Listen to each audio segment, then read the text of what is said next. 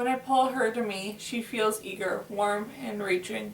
Then she flinches slightly and draws back. "I'm sorry," she says. "I forgot." She pulls a small tube from inside her shirt. She notices the shock on my face and rushes on. I couldn't help it. She holds the tube out for me to see, trying to explain. It glints from the light our headlamps, and it takes me a moment to read the name. Ray's, Samuel, her grandfather. I took it when you saw all the looking at Hunter after he broke the tubes. Eli stole one too, I say, and he gave it to me. Who did he take? Cassia asks. I look over at Indy. She could push the boat away now and leave Cassia behind. She doesn't.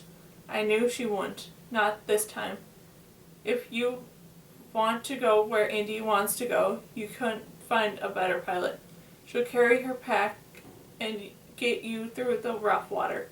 She turns her back to us, stands perfectly still under the trees next to the boat. Vic, I tell Cassia. It surprised me at first, and then Eli doesn't choose his parents, and then I remember that they wouldn't have been there. Eli and his family have been aberrations for years. Vic must have been reclassified recently, enough the society had time to hadn't had time to remove his tube. Eli trusts you, she says. I know, I say. I do too, she says.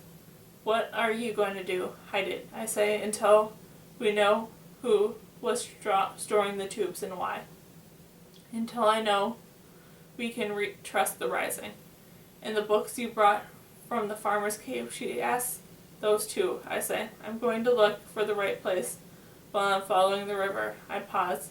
And if you want me to hide your things, I can. I'll make sure they get to you somehow. Won't they be too heavy to carry? She asks. No, I say.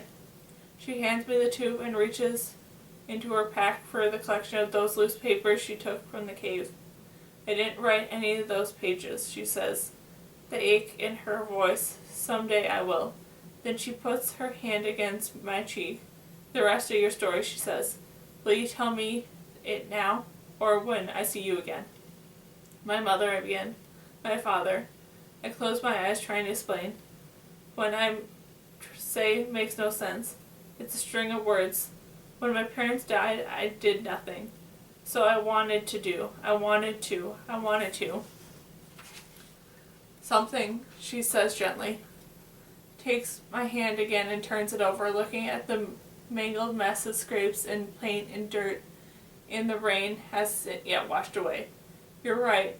We can't do nothing all our lives. And Kai, you did something when your parents died.